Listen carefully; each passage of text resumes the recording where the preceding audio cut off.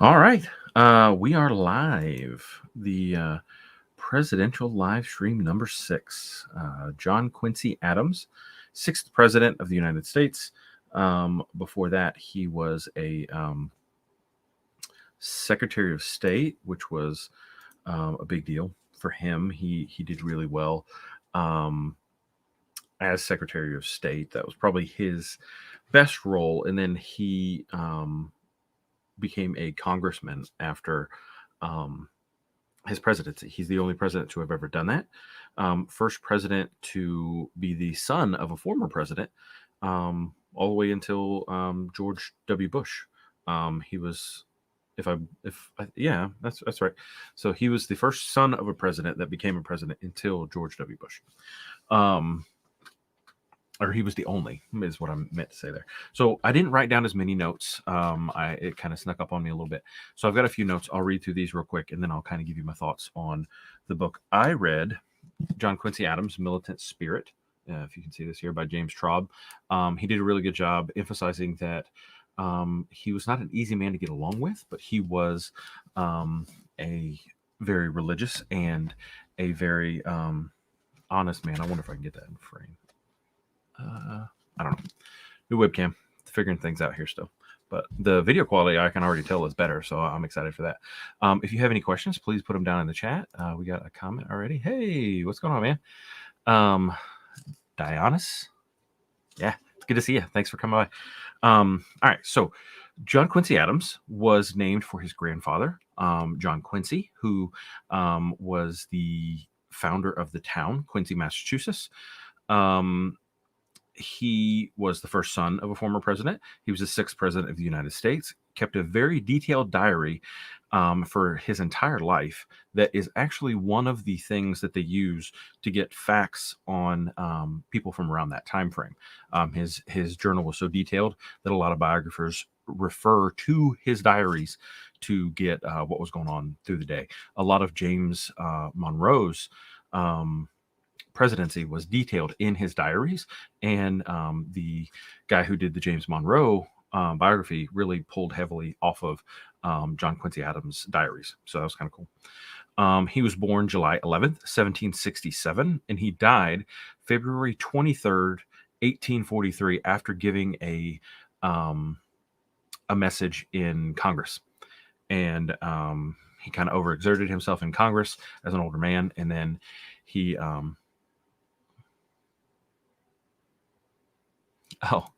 that's totally fine. It's a really interesting guy. Hopefully I give you enough facts that you get interested and maybe pick up the book, because it was a lot of fun reading about him. Only president to ever have served in the Congress after he was president. Served as the president from 1825 to 1829. When he was elected, he did not have the popular vote, and he did not have the electoral vote. He was voted in by Congress because they could not pick a candidate. Between him, who was it? Clay? No, not. I'll pull this up in just a minute. I've got some stats pulled up on the computer. And Andrew Jackson. So Andrew Jackson won the popular vote. Another guy won the electoral vote, and then he had enough votes to be in the mix. And then Congress had to pick who they wanted as the. Oh, hey, thanks, Tony. It's good to see you, man. So he was picked by Congress, actually, instead of by the popular vote or the electoral vote. Kind of interesting how he was elected president. He pursued various hobbies and was laser focused on those hobbies as he was doing them. He became an avid swimmer while he was the president. He would go out every morning with his secretary and go swim in the Potomac. He almost died twice. He was almost struck by a boat twice while swimming in the Potomac as the president. Just him and his secretary. There's nobody else with him. Just him and his secretary out there swimming in the Potomac River. It was nuts. He grew up during the Revolutionary War. He understood the struggle. He firsthand witnessed the Battle of Bunker Hill, and it kind of made him very, very aware of what it took to become free, and he fought for it all of his life. He was a long-term diplomat. He served as a embassy. He served as the envoy for the embassy. I can't remember exactly what that's called at the moment, but in Russia, Holland, and Great Britain. While he was in Great Britain, he actually met his wife. His wife was not an American citizen. He was the first president to have a foreign wife. Kind of cool too. The problem with John Quincy Adams' presidency, most people say his presidency was a failure because minister. That is, yes, exactly. He was a minister for a foreign minister. I don't know why I couldn't think of it at the time, but I couldn't think of it. But Andrew Jackson basically owned the Democratic Republican Party, and actually Andrew Jackson is credited with starting the Republican, or not the Republican Party. Republican Party started later. They were founded for the abolition of slavery. Their first president was Abraham Lincoln. That comes much later. But the Democratic Party was founded by Andrew Jackson. He is this guy right here. He'll be the next president we talk about. We're going to read this book if you guys want to join us for it. John Meacham, he did another, he did the James Madison one. Madison or Monroe? I can't remember, but I really enjoyed his writing. So if you guys are interested, American Lion might be a lot of fun to read together. So Andrew Jackson basically had a stranglehold on the Democratic Party, and the Democratic Party, being the Democratic Republicans, there was no other party, so it split. And you had the Democrats, and you had what became the Whig Party, which is what John Quincy Adams joined later on. The Democratic Republicans was founded by Thomas Jefferson. That was the be a man of the people, kind of do your work by your own hands kind of thing. And then Andrew Jackson was very much for the man of the people. And then the old Federalists, who became Democratic Republicans, then became the Whigs. That party didn't do very well. It died off pretty early, and then was replaced by the Republicans eventually. But that's down the road. While he was actually president, he was a Democratic Republican president. Andrew Jackson was a Democratic Republican at the time. The party didn't really split until after his presidency, and then you really saw the hard shift of that. So let's go into his early years. He was homeschooled by his mother. The Adamses, John Adams and Abigail Adams, his mom and dad, were staunch Massachusetts Puritans. So they believed, oddly enough, as I was researching this, they don't believe that in the Holy Trinity. So Puritans are not your evangelical type Christians who believe in the Trinity, the Father, Son, Holy Ghost. They believe that there's just God. They don't believe in the Trinity, which I thought was kind of interesting when I started studying it. But he was very, very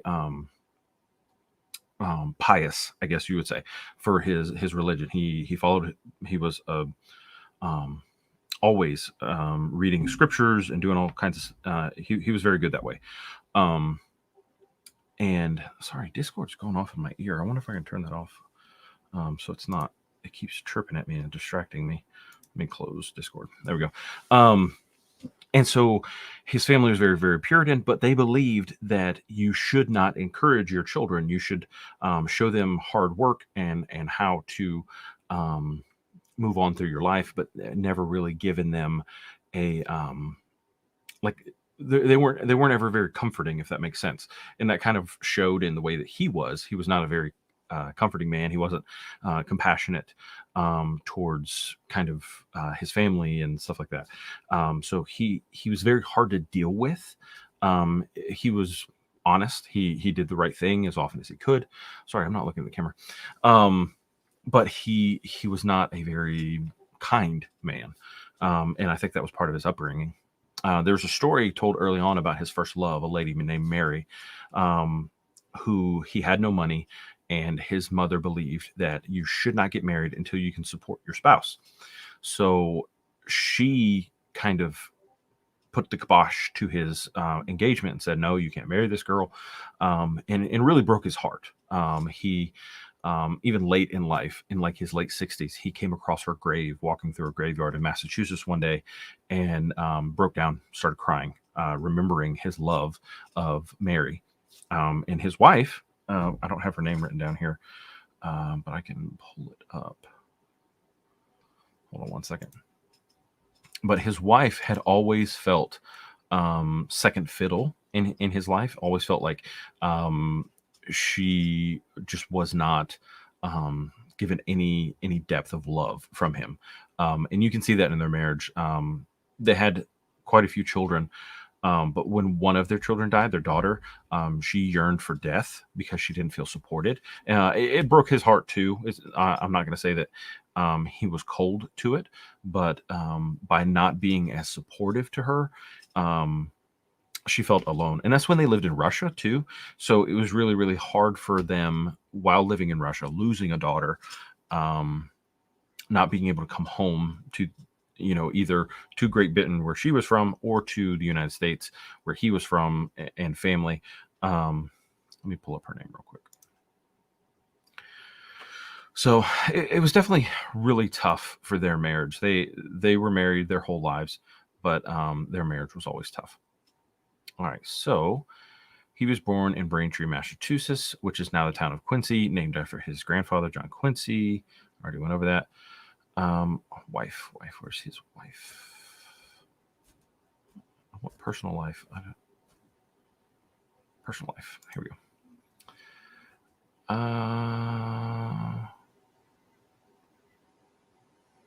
Okay, I want his daughter. Where is his wife and children?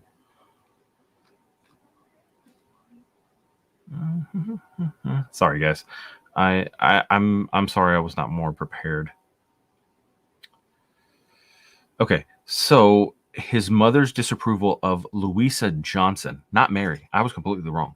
Her name was not Mary.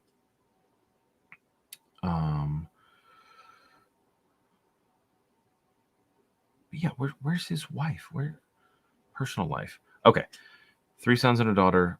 Their daughter Louisa was born in 1811 but died in 1812. They named their first son George Washington Adams after the first president. This decision upset Adams' mother, and believed that the first son should have been named after his father, John. And George, their second son, both George and their second son, John, led troubled lives and died early in adulthood. George, who had long suffered from alcoholism, died in 1829 after going overboard on a steamboat, most likely committed suicide. He was in a lot of debt. It's not clear if he committed suicide, but from the way they kind of recounted the tale, it does sound like he jumped off the side of the boat and committed suicide. And then John ran which John was the second son. So you had George and John, and then Charles, and then Louisa. His wife was also named Louisa. Yeah, I don't know why they named their daughter after her, but the youngest son, Charles Francis Adams Sr., I guess his son was also named Charles Francis Adams, was an important leader in the Conscientious Whigs, a northern anti-slavery faction of the Whig Party. Charles served as the Free Soil Party's vice presidential candidate in 1848. Later became the prominent member of the Republican Party, which this was his son. This is the son that did well. So John Adams had 3 sons and 2 daughters, and only one son was productive, and then the daughter died of cancer died early of cancer. And then John Quincy Adams, had 3 sons and had a daughter die early. So it was kind of a mirror of his father and the hardships of that family life.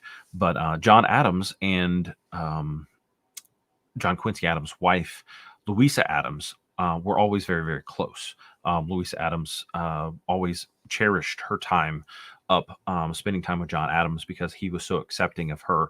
Abigail Adams, not as much accepting of her, and she was uncomfortable around Abigail Adams, but she did really enjoy her time with John Adams Sr. All right, so let's go back into, if you guys remember from the John Adams live stream, we talked about John Adams went from America with his son, John Quincy Adams, to France. That he was very young at the time. Let's see. How young was he? I believe he was 11 or 12 when he went over the first time. Then he served as a secretary for the minister to Russia. After he was the minister to Russia's secretary for a few years, he came home to Harvard. He became a prominent student in Harvard and actually really, really excelled at Harvard, loved Harvard. Growing up and spending a lot of his time in Europe, he really enjoyed astronomy and spent a lot of time looking through astronomy. He was one of the big pushers for observatories in the United States, because the United States had no observatories whatsoever. And during his presidency, that was one of the things he really pushed for. And Andrew Jackson said, no, we're not going to give him anything he wants. That's kind of why his presidency was considered a failure, because he just really had a hard time getting anything through, because Andrew Jackson was mad at him for becoming president and made sure he didn't get anything he wanted. Andrew Jackson's not a good guy. Wasn't a good guy. He's not alive anymore. So Adams, as he was serving, Thomas Jefferson made him the minister to Holland. And while he was serving as the minister in Holland, he spent a lot of time going back and forth to Great Britain and did a lot of work with the minister of Great Britain. So he was going back and forth. He met his wife, Louisa Catherine Johnston. She was the son of an American merchant that had moved to Great Britain, and she was born there in Great Britain. He had married a British woman, had children with that British woman, and so Louisa had always lived in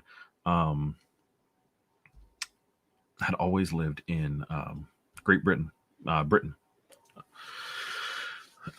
Sorry, I'm all over the place, guys. So in 1796, George Washington appointed Adams as the U.S. ambassador to Portugal. Later that year, John Adams defeated Jefferson in the 1796 presidential election. Adams asked to come home because he didn't want to get an appointment from his father. He thought nepotism was one of the worst things in the world. So what John Adams did is he left him there, but he said, this is the post that George Washington assigned you, so I didn't assign it to you. So he left him there because he was doing a really good job as a minister at the time. He was developing commercial relations with Prussia and Sweden, and he was the he actually wrote his father a lot about what was going on in the world. And instead of getting his information, because John Adams fought with Alexander Hamilton all the time, he got his information from his son. So his son would write him directly, and he kind of bypassed the Secretary of State. John Adams had a little bit of trouble with pride, and really did not trust any of the members of... He kept all of the cabinet members from George Washington initially in the first part of his presidency, but he didn't trust any of them because he thought they were all Hamilton supporters.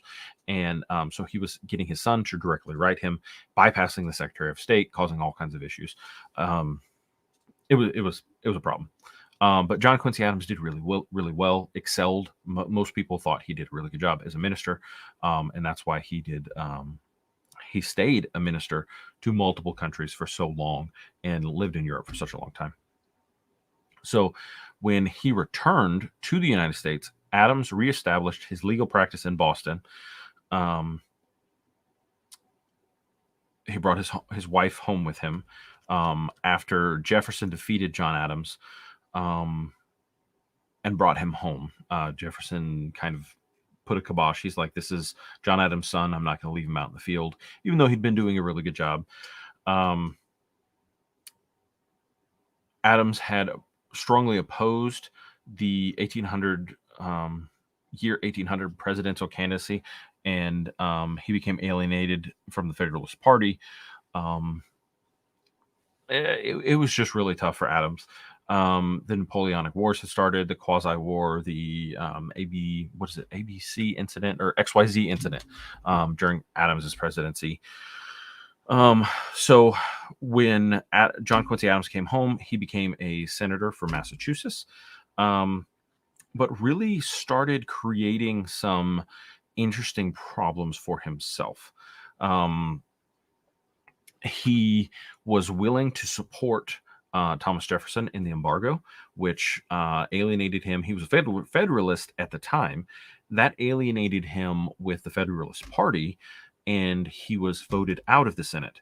But Thomas Jefferson appreciated so much the fact that he supported him that he sent him back as a minister to Russia. Him and his wife went to Russia, and their children, as I talked about, this is when his daughter died. Well, this time that they were in Russia, he became good friends with the Tsar of Russia, Alexander, and they actually took Louise's sister with them to watch over the children. And the Tsar of Russia wanted to have an affair with his sister-in-law. And they worked really, really hard to not let them be alone together, because she was not opposed to the affair, but it would have caused political scandal for the United States. So they had to really keep the two of them apart.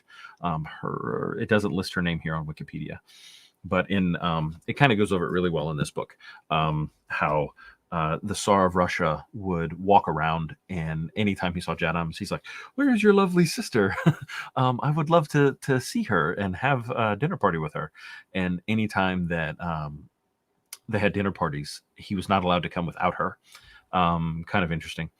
The Russian diplomats and stuff too were very aware that an affair with the American minister's sister would be a big bad problem, and they tried to prevent it as well. So they tried to keep them apart. Really interesting. So the Treaty of Ghent. What was the Treaty of Ghent? Okay, so during the War of 1812, I remember this. Clay comes over, and they're going to do the Russian minister wants to intercede on behalf of America for England. And because England does not really want to deal with us, we were having a lot of trouble. The Treaty of Ghent was held in Ghent. Where is Ghent at? Ghent is somewhere in Europe. France, I believe, maybe.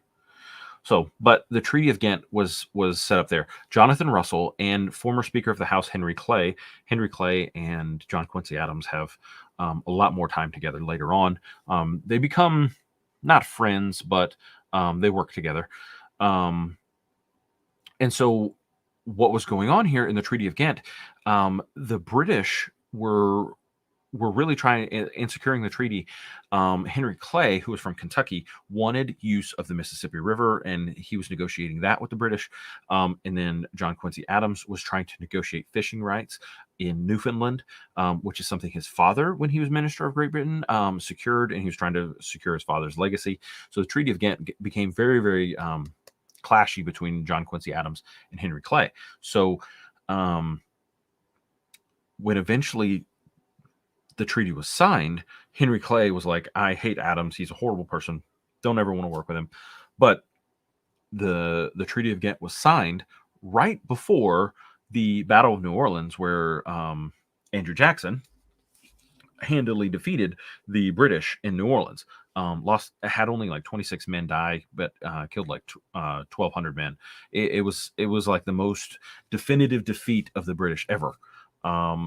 And really launched him into stardom.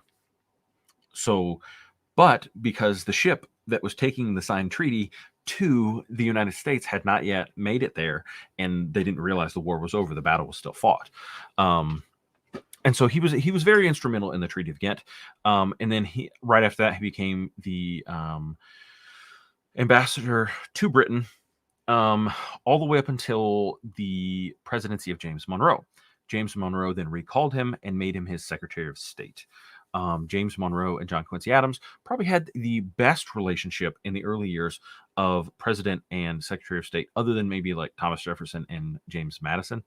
And then Madison and Monroe, they were good friends as well, but they didn't really support one another in like bouncing ideas off one another and making each other better. They kind of felt the same way about everything and kind of rubber stamped each other's policies. So when Madison was Secretary of State to Jefferson, he kind of was like, yeah, I agree. Sometimes he would tone him down a bit, but and then when Monroe, he was good friends with Madison. He was his Secretary of State, then became Secretary of War. Monroe was kind of a neat guy. But John Quincy Adams and James Monroe, they were very different people, but they had the same vision. They had the vision of an America that went from the Atlantic to the Pacific. And that vision of America is extremely apparent in the way that he was Secretary of State.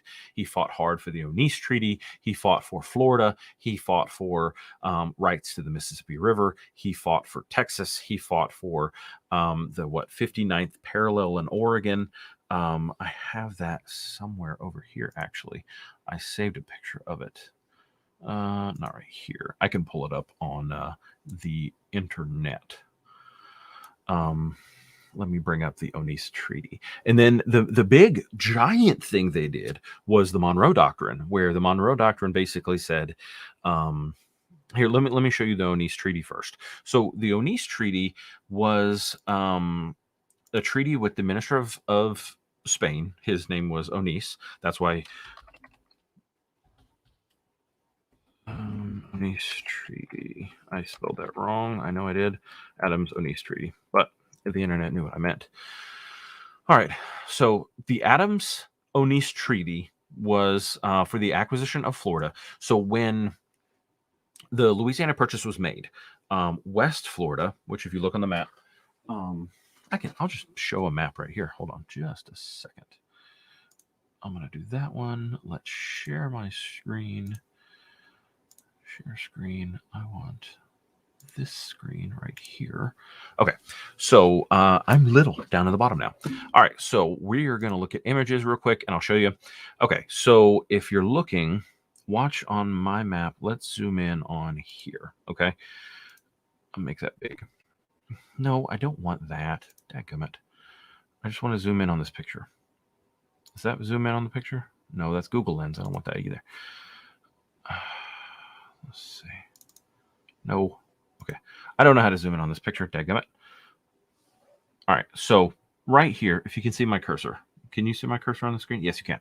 All right. So West Florida, right here at the edge of Georgia, was considered part of Louisiana Purchase. But the Spanish king, the king, the monarchy, did not want to grant. Oh, this one kind of shows it right here. See how West Florida was not included, but this was all called West Florida, by the way, down to Louisiana Purchase. So we said that this was ours, and that we owned it at the time when the Louisiana Purchase happened. So this was the part that we were fighting for. And Andrew Jackson went down there, and to repel the Seminole Indians, he basically did all kinds of fighting and stuff like that to take over the whole area, caused a huge diplomatic stir during the Monroe. Monroe was sick at the time. He sent a letter, said, hey, I'm going to go take Florida no matter what it takes. And then basically was never stopped. And Monroe had to kind of scold him, saying, you're not allowed to do this. This is not right. Don't do that again. So Spain gave us this area, right? And then the Louisiana Purchase went all the way up here. And this is all. So when they sat down to do the Adams-Onease Treaty, okay, imagine they're rolling out a map of the United States. And Onease looks at Adams and goes, so how much land do you want? And so Adams puts his finger on the map and scrolls all the way to California. Like he doesn't stop his hand. And from what was in this book here, they said that Onease eyes got huge and thought, man, this man's ambitious. He wants everything. And he really did. He wanted, this is the big map. The Onis Treaty gave us all of this Oregon territory, and we claimed a lot of land all the way up in here as well, that you're not seeing so much on this map. Why am I not full screening this for you guys? I'm sorry. You're trying to look at something tiny. There's a bird right there. And so we were all the way up in here, and then we made a treaty with the British. Of when is that one? Convention of 18 something. Let me get off of images and go back to all. We'll look at the Adams and East Treaty. But the that 49th parallel was where we drew the line with Britain. We said, all right, everything above this is yours, everything below this is ours. We got some land, they got some land. It worked out in everybody's favor. But there's some really weird stuff. You've got the Michigan Upper Peninsula, all that's because of that. But Adams was very influential in that time, and as Secretary of State, these didn't become states at the time, but they became U.S. territories, and our expansionist, where we were trying to expand all the way from sea to shining sea, that all happened. And it was a huge idea from John Quincy Adams. All right, so let's go back, and we will talk about the last big thing he did as Secretary of State. As Secretary of State, he was influential in the Monroe Doctrine. The Monroe Doctrine basically, Henry Clay, again, we're talking about Henry Clay, big part of Adams's life. Henry Clay wanted to support all of the South American countries that were declaring independence. So Spain was losing all this territory. We were asking for territory. We were basically taking Florida from them and saying, deal with it. But then like having them sign documents saying that we could keep it. And then, Bolivar, Simone was like a very like Americans really felt the independent spirit of South America, and we were wanting to kind of reach out to them and say, hey, we support you, we want to support you, this is something we believe in, we believe your freedom's important. But officially the presidency had not said, hey, we support you yet. That was one of the things that was kind of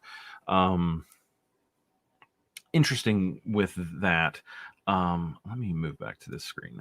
I'm distracting myself. I've not had enough caffeine or something. My ADD is bugging me. But the Monroe Doctrine was a stopgap because all the Catholic countries had banded together. You had Russia, Spain, France, and someone else, not Great Britain. Basically, everybody who had colonies, except for Great Britain, had said, what we want to do is we want to get together and we want to create a coalition and we want to come and reconquest our people. And so the United States was pretty nervous about this. They were like, whoa, this is not cool. So we basically drew a line around North and South America and said, this is us. These are our people. We are in common with them. We are recognizing them. And you cannot come into our land. No further colonization will happen. If you have a colony, you can keep it, but you're not going to recolonize. You're not going to create new colonies. You're going to stay away from the United States. We don't want it. We're going to stay away from you. You stay away from us. And that was the Monroe Doctrine. And Adams and Monroe spent a lot of time back and forth.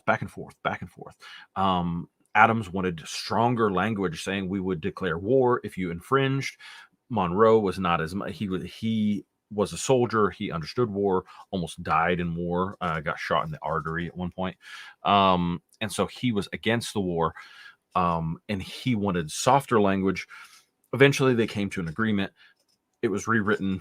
Monroe looked at it, scratched it out, handed it back to him, said, no, don't read this. And then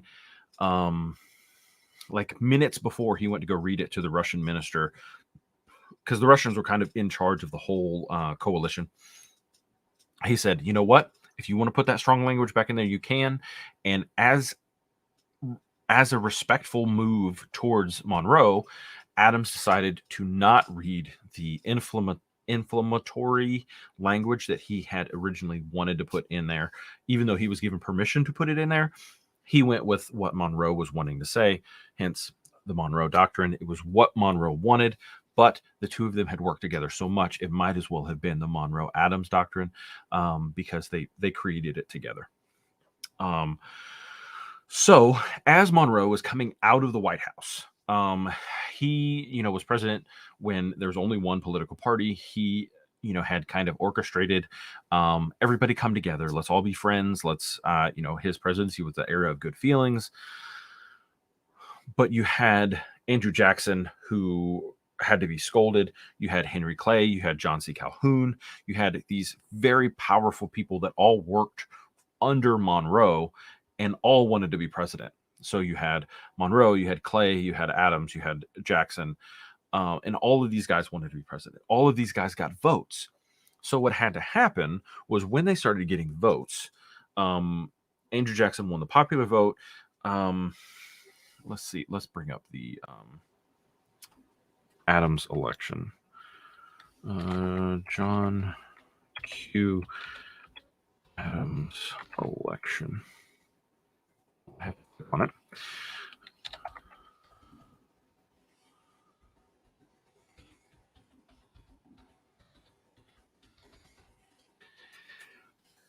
Of 1824. Okay. So Monroe did not want to support any one candidate. So he said, look, I want to be out of this. Oh, do you want to come in? You can come in if you want to join the stream. I have nothing to say, but this I don't know. This doesn't give latency. I can listen like in real time. Oh, okay. All right. I'll leave you in the background then. Well, yeah, I don't mind whatever you want to, because I don't have Quincy information in general. Well, I know. I'd love to get your thoughts on it. Like, how have you enjoyed the live stream so far? Like, it's great. You're very well spoken. It's very good so far. I've really enjoyed learning about him. Like, it was so crazy to learn that like he had such a hard time dealing with people on like a personal level, and to think that he did so well as a minister, he did so well as a Secretary of State, and then when he became president, he did nothing because they wouldn't allow him to do anything because the Congress and the Senate all wanted Jackson. Yeah, and like just. Really, really interesting. And then when he became a congressman, which we'll get to in a minute, he fought super, super hard against slavery, but he didn't want to end slavery right away. He believed that if we ended it right away, it would be a problem. He didn't support the recolonization of slaves in Africa like Madison and Monroe did. And Francis Scott Key, by the way, he was also part of the American American Recolonization Society is what it was. They created Liberia in Africa, and that's why the capital of Liberia is Monrovia, because Monroe actually went over there and got everything set up, had a whole plan to have the government pay slave owners for their slaves, free them, send them back to Africa. But the congressmen from Georgia and South Carolina would never allow that, and so that fell down. I think the reason. And John Quincy Adams really dealt with it. He dealt with death threats. He dealt with all kinds of stuff when he started fighting slavery hardcore. It was really interesting to see that's when he started getting death threats. People didn't really care about him until he started fighting slavery, and super interesting. And he's had the whole thing with slavery was the slave right, and also what it was a big cornerstone of the Southern economy. There was a lot of issues during his administration with New England states wanting to impose higher tariffs on things all the way from wool, flax, iron, steel, basically anything coming from overseas, because they wanted to have higher tariffs to more incentivize American industrialization and American business. But that was a big issue for the southern states, because the southern states did rely a lot on European trade. So that was, I think that was sort of like the beginning of that, wanting to change things, but getting so much pushback from not only the southern states, but also just he painted a lot of his own. He painted himself in a corner for a lot of different things. But as you said, he kept all of Washington's and all of the cabinet members from previous administrations, and a lot of them were Jackson supporters. So he kind of didn't do himself any favors with not appointing anyone new that was on his side. That was his father, actually. That was John Adams Sr., the second president. He kept George Washington's advisors. John Quincy Adams actually had good advisors. He had Calhoun and Clay be his Secretary of State and Secretary of War. And they actually did really well. But because they struggled so much with getting anything done, they other than some foreign policy stuff, the presidency back then really didn't have a whole lot of teeth. If you look at like the presidency today and the presidency back then, you would see such a different viewpoint, because like you couldn't create laws. That was all Congress. You know, all the stuff that we see presidents doing now, like creating policy, all that kind of stuff, that was not their job. Their job was to sign off on policy and to veto it if they felt the American people didn't want it. So compared to what today's presidency is, it was a completely different animal. There was a whole different office, essentially. I thought it was really, really neat too that during his presidency, he spent so much time swimming. Like he became an avid swimmer. And yeah, you said that before. I never knew he was. I never knew he just paddled around in the Potomac. That's really. I bet you couldn't do that now. I bet the Potomac's much more polluted than it was. Oh yeah, I would guess. 100 years ago. So. Almost yeah, years ago. like he literally almost died twice. Almost got hit by boats twice while president, swimming in the Potomac River. And how do you almost get hit by a boat back then? Don't you see it coming? It's not a speedboat back then. Yeah, there was no gasoline-powered speedboat zipping down the Potomac. I don't know how you couldn't get out of the way. Yeah, it was just crazy and nuts. I thought he was really big on weights and measures too. He wanted to adopt the right as I think it was the French Weights and Measures Council created the metric system. He's like, this is a great idea. We should do it. And everybody was like, no, you're an idiot. We're not doing it. Also, he wanted to create conservatories. He's actually the reason that Harvard was the first college to ever have a observatory with a big telescope, because he was a big member of the Harvard school. He became he was an alumni. He was an alumni. He became a teacher there for a long time, and he loved Harvard. That was some of his fondest memories was when he was at Harvard. And so because of that, they dedicated it to him. He also got the Smithsonian Institute, not during his presidency. While he was in Congress, he was able to get the Smithsonian contract set up for our first national museum, I think. Yeah. If I remember correctly. More than likely. So that was really, really cool. When he finally stopped, when he was voted out of office by Andrew Jackson, he kind of stepped back, became a teacher at Harvard, and then he became a congressman. And it was really, really interesting when he became a congressman, because he didn't want the immediate abolition of slavery. He wanted like a gradual abolition of slavery, because he thought that would never work. It would cause. He actually predicted the war, the Civil War. He was about 20 years early on the Civil War, but he thought the only way that slavery would end in the United States is a war. And if you've ever seen the Amistad movie, he's a prominent figure in that, because he was the lawyer that defended the slaves who had killed the ship captain and then taken the boat, and then they got captured as pirates that they stole the boat.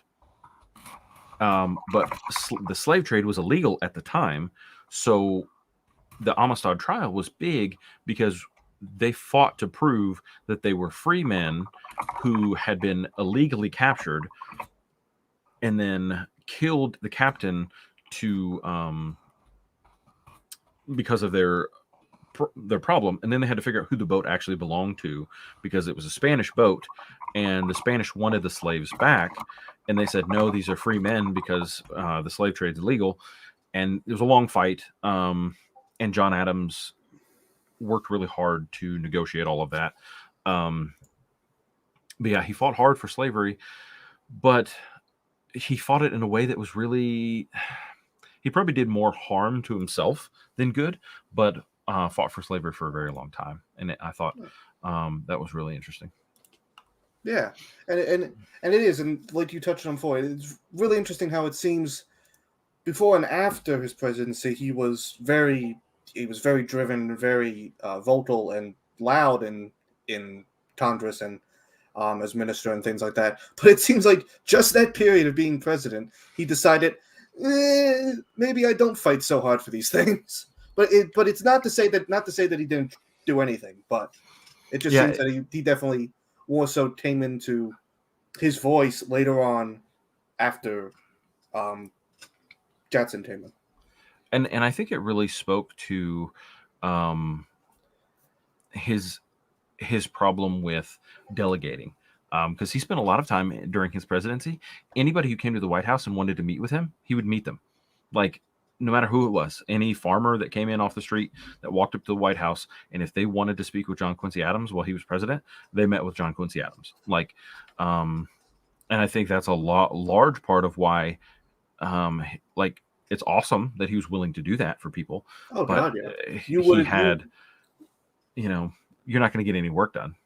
No, and that's when you're in a position of leadership, that is a hard line to walk, is being responsible and completing your own duties, and especially as a elected representative, or especially the president, you do have to be aware of, the civilian everyone else in the country. You have to be aware of what they think and what they feel and what they need. But you do need to have delegation, and that's within any system of leadership. You cannot do everything by yourself. Yeah. So let's see. As we get into his time in Congress, he served in Congress from,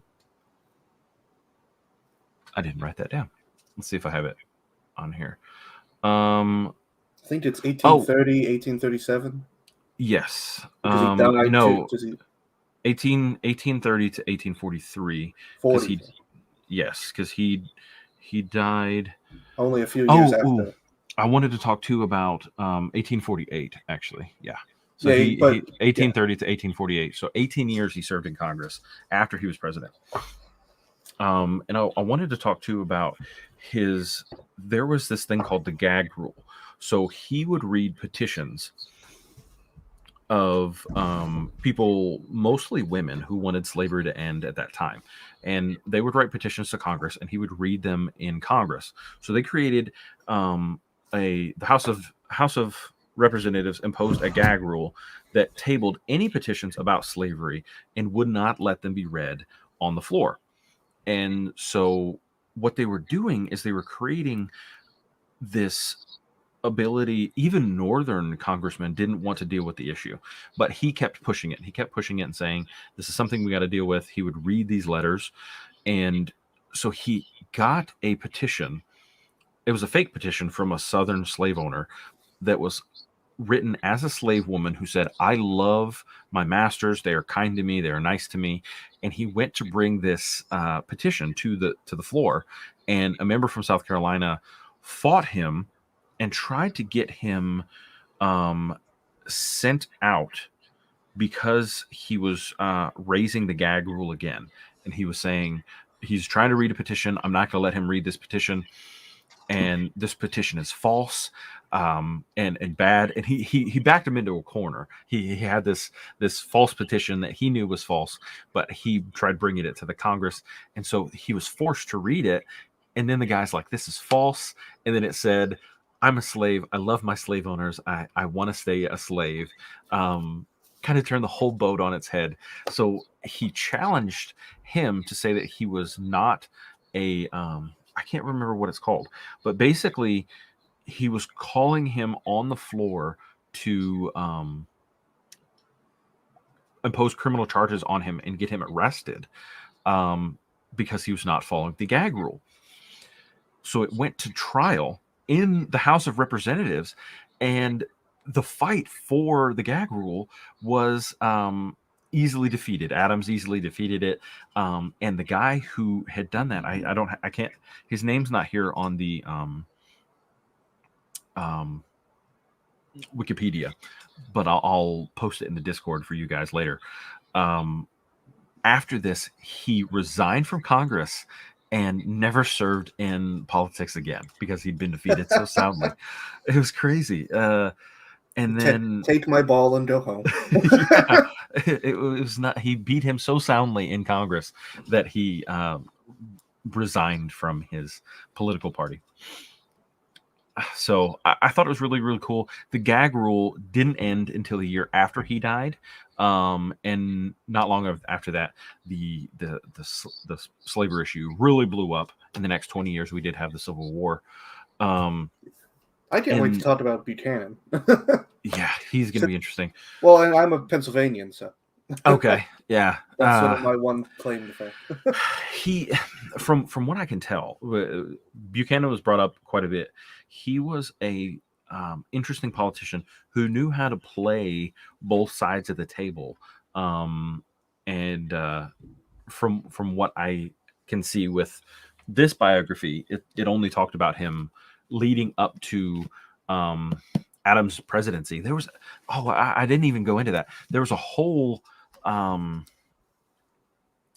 was a New York senator, because back then they didn't campaign for themselves. So there was a New York senator who fought hard for him and was doing all kinds of like underhanded background like stuff that he was actually not okay with, and because of his like religious stuff. Yeah. And so he actually regretted becoming president because of all the backhanded stuff that happened to make him president. All the people that were wheeling and dealing behind the scenes. It's super, like, this book's worth a read. If you have an Audible credit, it was very well done on Audible. I suggest it. I enjoyed listening to it quite a bit. Well, I do all these on Audible. It's funny. I ordered during the stream. I ordered from eBay a copy of American Lion so that I could be more educated. NetStream. Yeah, it's.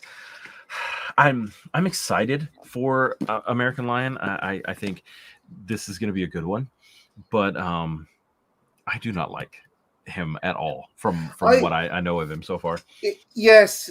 Well, one of my favorite stories is that I think it was a journalist or someone just basically called out Jackson about, you are a terrible British man. And he said, okay, draw. And just shot the guy in front of everyone. He completed something like a dozen duels within his life. And like half of them were as president. Yeah. So you had the president out there just saying, you don't like me, well, draw. It's like, that's a little insane. And he actually sent the army into South Carolina when South Carolina refused to pay like some tax. They were like, no, we don't want to pay this tax. And they actually sent the army into South Carolina during his presidency to. If you look into things well enough, you'll find out that the National Guard has been used in ways that is probably tyrannical more than once or twice. Mm-hmm. I mean, you have the Ludlow Massacre, and you have the Battle of Blair Mountain. It's like, yes, if you look hard enough, Jackson especially seemed to be just threading that line of tyrannical dictator, just a tad. Something too that I'm excited to get into, because of a little bit. I don't have a lot of Native American background, but Jackson was the one that instituted the Trail of Tears. So. Yeah. Interesting to see that Monroe refused to make the Cherokee Indians move from Georgia. He said, no, they've done everything we've asked them to. They've learned a language. They've started farming. These are the things we said that they needed to do to keep their land. They've done all of those things. I'm not going to kick them out. 2 presidents later, Andrew Jackson said, all right, see ya. Go out to the Oklahoma Territory, and half of you are going to die on the way there. And the final destination is a patch of scrubland. It's it's an awful, terrible person and very strange president. And the thing with me personally is when I'm looking into history is that there are some things that you have to sit there and laugh at and find, oh wow, that's just so amazingly otherworldly, because the old expression that the past is a different country is, or a past in a different place, it's sort of true. But then it's like, I find myself flip-flopping between, and Andrew Jackson is one of those things, because there's one part of me that says it is so incredibly amazing that you just decided to shoot someone. That's just so out there. But then it's like the Trail of Tears was an absolute catastrophe and an absolute abomination of humanitarianism. That was a human disgrace. So it's sort of, you have to thread that line. I think it's very interesting too when you look at how revered he was at the time. Oh, but he was a hero at the time. You look at, I think we have to judge most of these men like he was a jerk no matter what time he was in. Yeah. But a lot of, like, you would probably say that George Washington, John Adams, definitely Thomas Jefferson, Madison, Monroe, even John Quincy Adams were probably not. If they lived today, we would say they were awful people. Some of the things they believed, we would hate. It's been believed for a while that a person born since the last millennium, in this millennium or so, that you could not call yourself friends with someone born before the Industrial Revolution, just because it is that different. Day-to-day life is that terribly different, that most people alive today could not be friends with someone born before the Industrial Revolution. And I could believe that, because, some of the things they believed in, like to have Monroe be lauded and thought weird of because he thought women should be educated. Yeah. Like just to think that he was weird to think that at the time. It really speaks at like how different our times were. So I'm really excited to keep going, and especially as we get closer to really want it, like I don't know if you like alternate history at all, but Alternate History Hub is one of my favorite YouTube channels. Oh yeah, I've watched some of their things. He did a video on Woodrow Wilson and how he was the worst president ever. Like, so that's the one that I'm really getting excited to get to. I know everybody's going to be excited about Abraham Lincoln. I know everybody's going to be excited about Kennedy. Even though I've heard Calvin Coolidge is great, I'm excited about Teddy Roosevelt. I have. So, have you picked out a book for Roosevelt yet?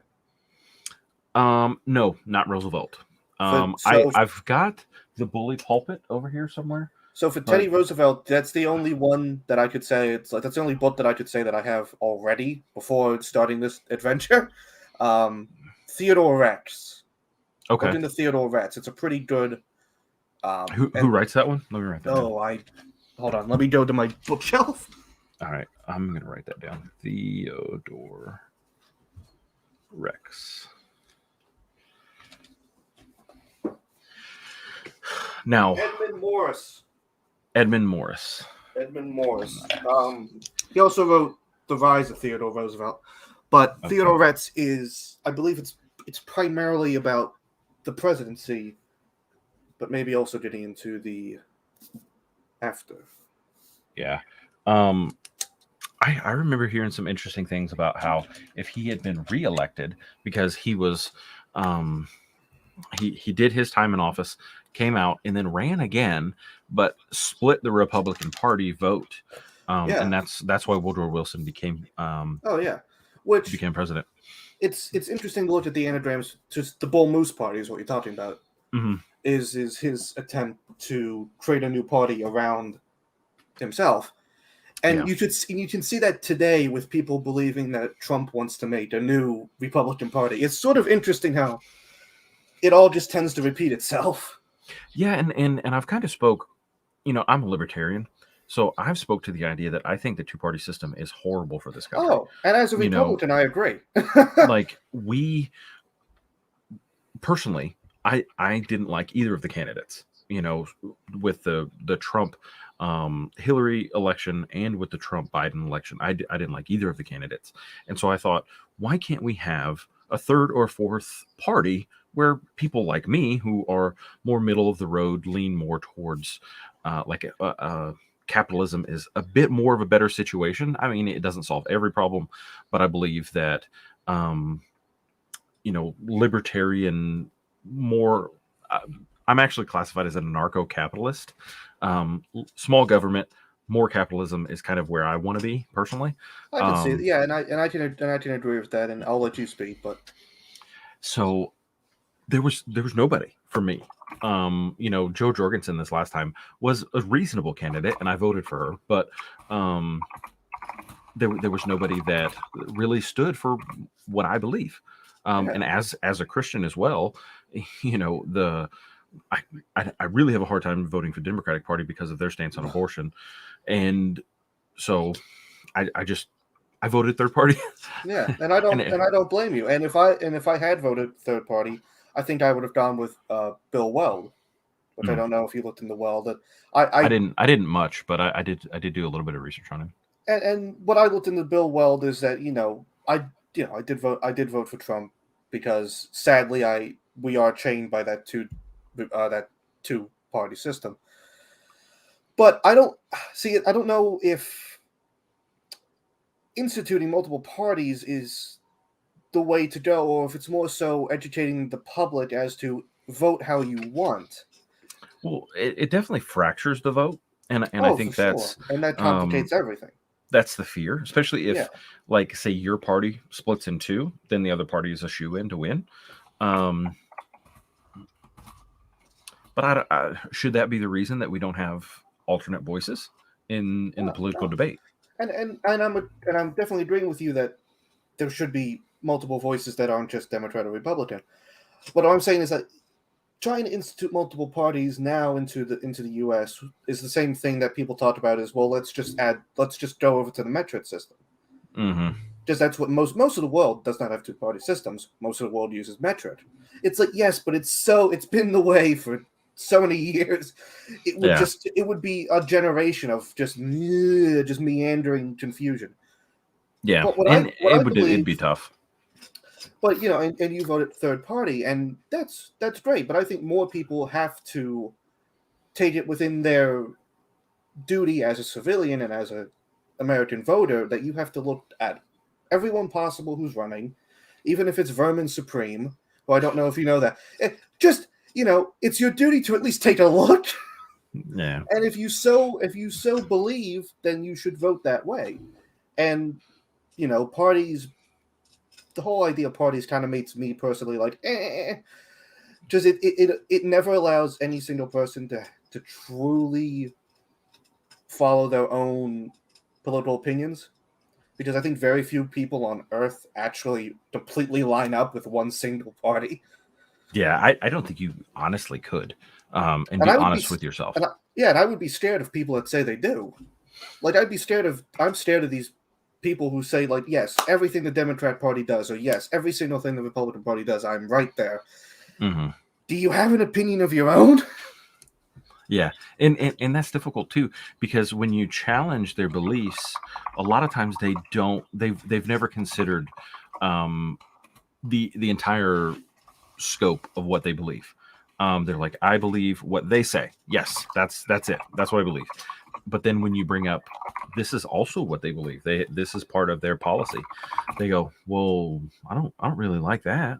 It's like, well, or you go back to, Joe Biden has been in Congress for 50 years. He's been in politics 50 years. Go back and find the stuff that he's been saying for those 50 years. You show some of that to people nowadays, and they're so conflicted as to what to think.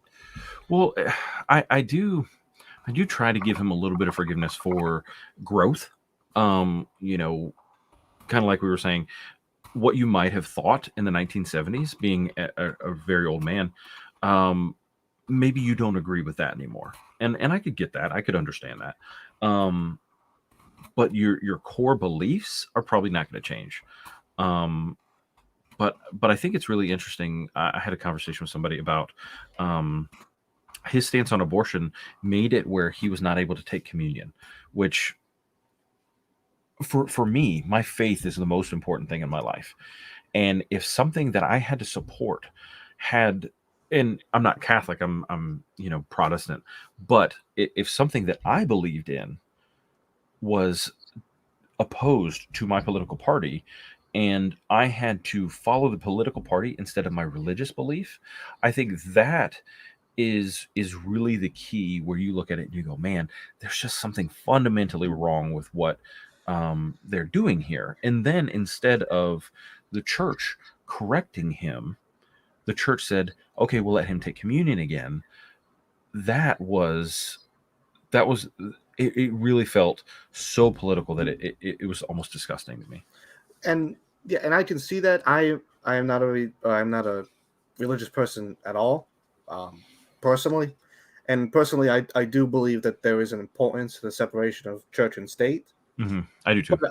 But I can fully, in this country we have freedom of religion. I can completely support anyone who takes their religion that much to heart, and that is what religion is. It's faith, and I understand that, and if you have that much faith, then personally I think that makes you a better person, because it shows that you definitely do believe in something.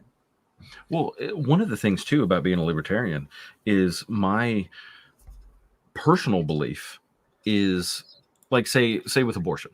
As a libertarian, I believe freedom is the most important thing. So I personally do not support it, but I believe that freedom should be one of those things that is universal.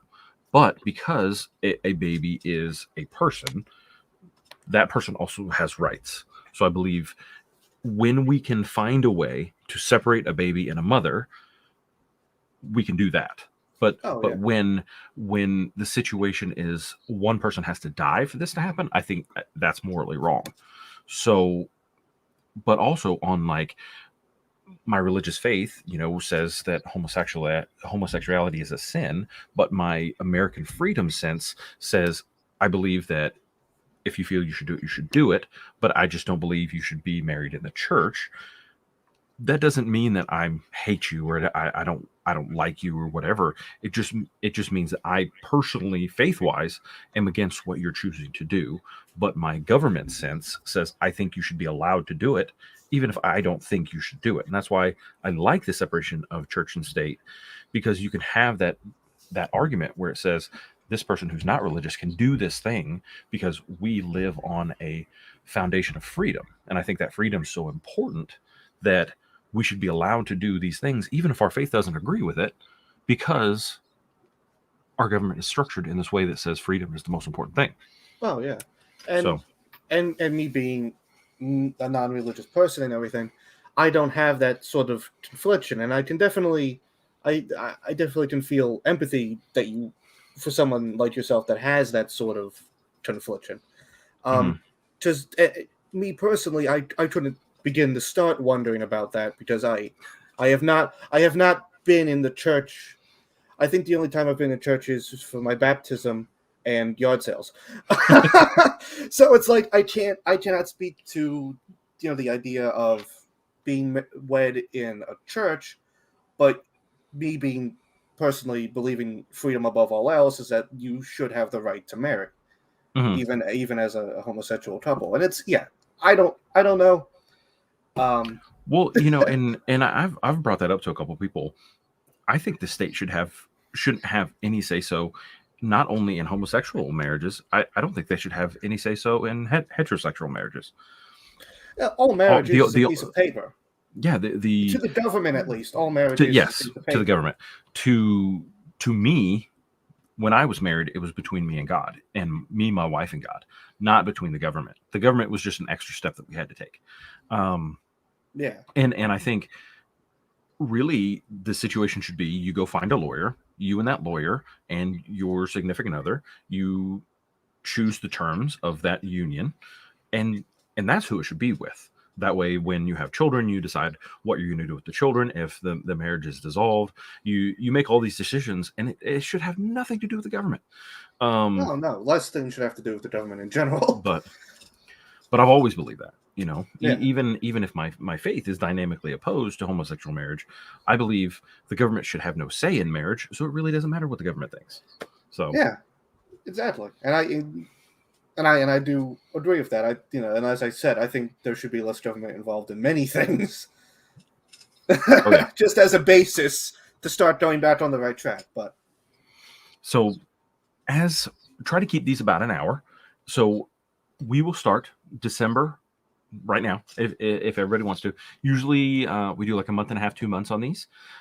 Hey, Carlos, what's up, buddy? So American Lion is going to be a lot of fun.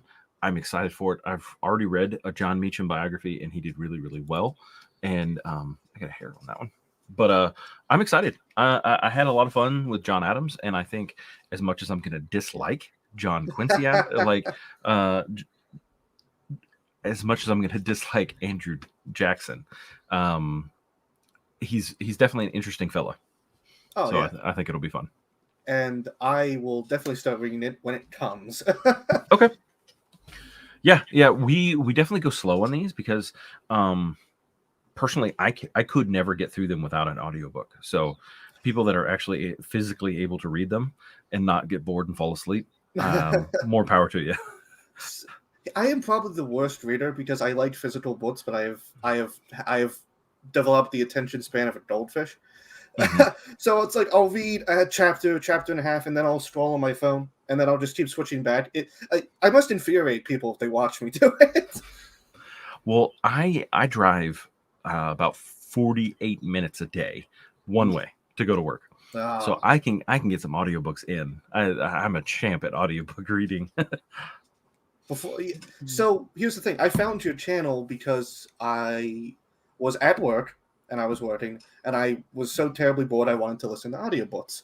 So I downloaded The Lost Fleet, the first one, and I listened to it, and then I was like, I wonder what other people are saying. And then I found your video and then came onto the YouTube.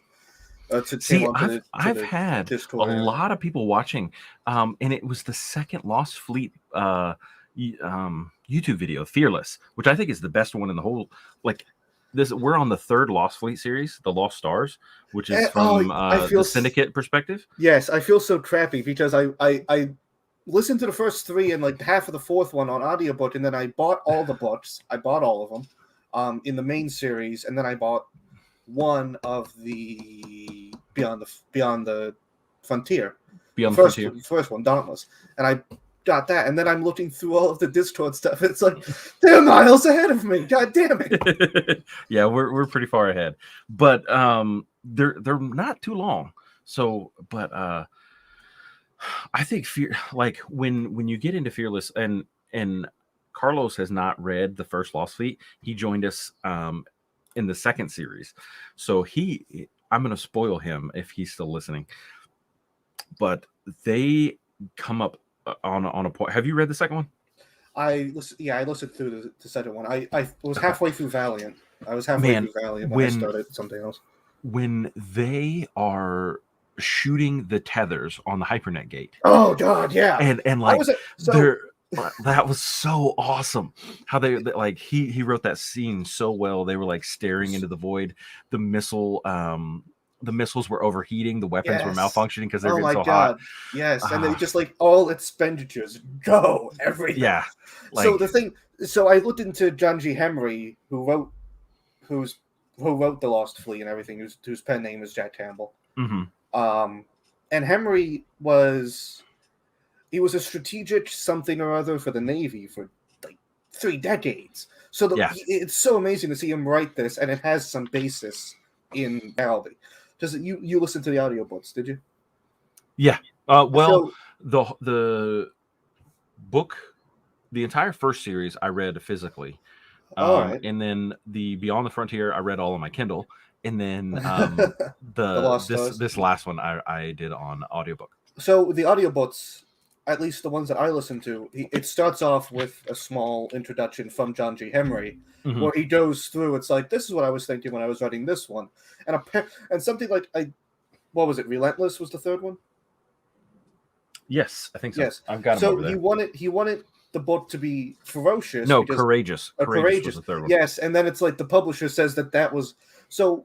I forget which one it was, but I think he wanted one of the books to be The Lost Fleet, Furious or Voracious or whatever that ship was, because that ship did more in the book, but it had to be changed to Relentless because the publisher had already chosen Furious for a different book, and they didn't want confusion during publishing. Yeah, and he actually speaks to in Beyond the Frontier. Johnny is was going to go into book publishing.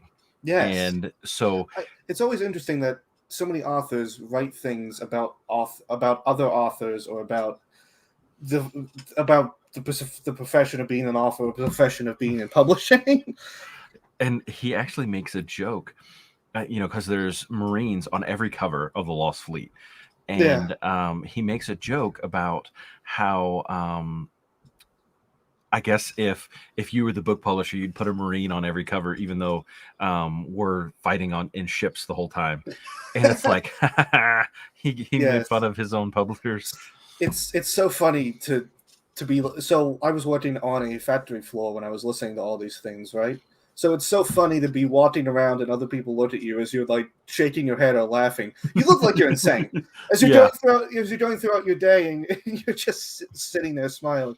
And then there was the scene between him and Rion, and I remember just standing there being like, "Oh, I'm actually listening to this." Yeah. As I'm like crushing using an industrial baler.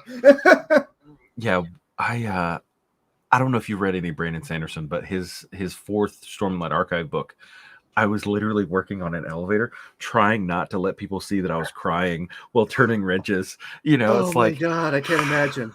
Yeah. Well, and then there's scene just I was in a bottling plant, so I was filling 5-gallon jugs full of water and everything, right? And at the end of the night, I'm scooping out taps from a hopper. Just the taps go through the hopper, and then they put on the bottle. So I'm scooping out all the old taps, so they're not left sitting there overnight. And my shoulders are like shaking as I'm laughing, and half of my body is in this hopper because I can't let other people look at me as I'm laughing my ass off. Yeah, that's one of the greatest things about doing audiobooks while working, because you sound like you're a lot like me, where you just work. There's people around you, but you don't really work with anybody. Like, when I was in construction, I had a helper, so we bounced stuff off each other all day long. But now I don't have a helper, so I'll go to a job, I'll talk to a customer, assess what's wrong with the elevator, fix the elevator by myself, and then go tell the customer, "Hey, I fixed it. This is what your problem was," and sometimes bill them. Yeah. Like I said, I was working in because I've since left that job. I was working in a water bottling plant, and it was a terrible company. But there were nights where I would be working alone, supervising and operating this entire line. It was entirely my job to fill up 5-gallon bottles all night, and shipments and stuff, I had to complete orders, and normal loads were anywhere from 880 bottles to 1,000 and greater. So that was me, and some nights I was absolutely alone. And when you're sitting there and you're watching bottles endlessly pass in front of you, as it just this parade of plastic is just going in front of your face, it was nice because I did have something to listen to. But then other nights when I actually had help, it was like, okay, don't let them look at you. Hide behind the machine a little bit. Well, I would say this was awesome. Thank you for joining. Yeah, it always makes it more fun to have somebody to bounce stuff off of. Yeah, and I'm sorry that I sort of derailed the entire conversation. No, I don't think so. I think we had a really cool unfortunately, I personally didn't usually have like 2 to 3 pages of notes before I do one of these, and this time I had literally half a page. Wait till we get to Henry Harrison. Yeah. So I watched something on him the other day, and his early life has a ton of stuff in it. It's just a 49-day presidency. So yeah, and then and how many? Because he was president during his illness, so it's like something he only operated 33 days, and then that last week he was bedridden and then died. It's it's really sort of to imagine getting pneumonia in your inauguration and then dying, crazy story. Like, they had no idea what to do. He was the first president that died in office. They had no idea what to do. They they were like, what are we going to do here? I remember reading a story about it, and there was not a plan for who was next in line. Oh yeah, Like that was the they first had to time they ever create had that to on the fly. the Yeah. first time they ever realized, like, oh, he might die in the couple years that he's on. And that was sort of funny when you look at well, I guess it's not funny, but when you're looking at Garfield's assassination, there were a lot of physicians and doctors and surgeons today that's like, oh yeah, he could have survived bullets to the back and where they were, if only there was half competent doctors and surgeons working on him. Just Well, it's like doctors killed George Washington too. yeah, well, They bled him. They bled him to death. And Garfield he was shot by Charles Guiteau, I think like 3 times in the back, and then they're operating on him, and he gets gangrene, and he spends like a week or 19 days or so just in absolute total agony. And the doctors, because he's the president, it's not like they can just euthanize him or anything. So it's just sitting there in absolute agony for 19 days before he finally expires. Yeah. It's like, oh my lord. And Guiteau, when you talk about Garfield, you have to talk about Guiteau. Just Guiteau was insane. I'll have to look that up. So Charles Guiteau is the he assassinated Garfield. He's just absolutely insane. He was part of like the Oneida religion, Oneida sect, which was like a strange sort of Puritan it's just a really strange religious sect that practiced free love, but you had to be approved to have a child. So you could have relations with anyone you liked, but if you wanted to have a baby with that person, you had to get approval from the Oneida community. That's weird. You said Charles Guiteau? Guiteau, yeah. Geitou, something like that? Toue? Man who assassinated Andrew Garfield. And it's like, but he's just absolutely insane. And I forget who Garfield was running. Guiteau. Yeah, Guiteau, whatever you. Very French spelling. Yes. Well, that might explain the craziness. But anyway, yeah, just the Oneida religion, and they hated Guiteau so much. They just didn't like Guiteau. He was a lawyer. Yes, he was, and he was a debt collector. He was a debt collector for many years, and he learned what debtors do to escape debt collectors. And he learned it to the point where he just started to do the same thing. So he was a debt collector who also ran out on his debts all the time. I forget who was going against Garfield during the election, but Guiteau wrote an anti-Garfield speech, and then when Garfield was elected, he scribbled out Garfield's challenger's name and just rewrote Garfield. So he just did like find, replace with Garfield, and then claimed that he was the cornerstone that got Garfield elected. Wow, it says that when he died, they did an autopsy of his brain and said that his dura mater was abnormally thick, suggesting that he may have had neurosyphilis, which could have possibly caused schizophrenia and grandiose narcissism. Oh, definitely grandiose. Like I said, he wrote this speech against Garfield, rewrote it after Garfield was elected. Yeah, on Wikipedia has crazy ass. That's funny. He rewrote it after Garfield was elected, then claimed that his speech was instrumental into Garfield winning, and that Garfield should give him a consulate in Rome or Vienna or Paris. And because this was back before like Secret Service and everything, he would just follow Garfield around. He followed the president around, saying that he needs a consulship in Paris, until one day I think the vice president turned around and looked at Guiteau and said, "Never mention the Paris consulate to me again." And Guiteau turned around, went to a gun store, bought a revolver with pearl grips, nickeled with pearl grips, and he said while in jail that he bought the pistol on the explicit reason it would look prettier in a museum.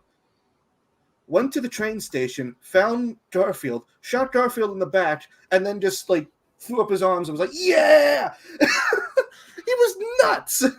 That's crazy. Guiteau is almost more interesting than Garfield was. Well, we're in the weeds. We were speaking about John Quincy Adams, and this was fun. I really, really Yes. enjoyed it. Thank you so much for joining me. Yeah, no problem. I'm in the Discord too, Meadow Chief. So Okay. I don't know if you ever, yeah, cool. If you ever... I didn't recognize the Dionysus name, and so now I know exactly who you are. Yeah, Death by hanging. Yeah, that's exactly what it was. Yeah, that was another thing. Duteau wanted to recite a poem he wrote with a full orchestra at his hanging. He wanted that. He wasn't given the full orchestra, but he basically just said this awful poem, and then they let him. Yeah. Duteau is amazingly strange. Well, thank you guys for joining. I think it's just me, you, and Carlos at the moment, but really, really exciting, and thank you so much.